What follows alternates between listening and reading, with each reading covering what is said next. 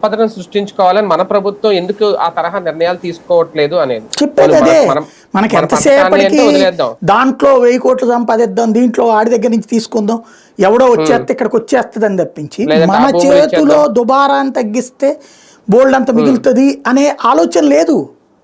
అదే అసలు ఈ దిశగా మనకి ఎక్కడ కమిట్మెంట్ లేదు.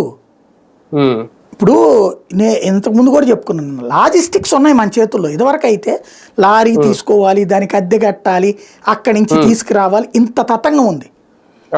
ఇప్పుడు నీ మాట నేడందుకు కొన్ని వేల వాహనాలు ఉన్నాయి. దాదాపు 18,000 20,000 ఉన్నట్టున్నాయి కదా వాహనాలు రాష్ట్ర వ్యాప్తంగా.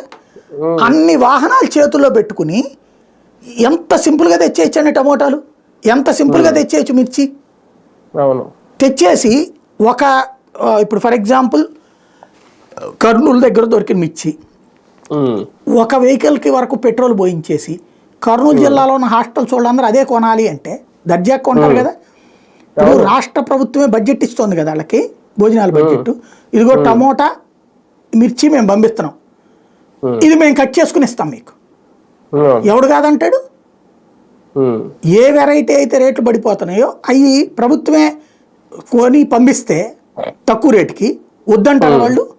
ఇంకా హ్యాపీ కదా, నాణ్యమైన వస్తాయి, పైగా క్వాలిటీ బాగుంటాయి. జరుగుతున్నది అక్కడే లోపం, అది ఆలోచించట్లేదు అంతే.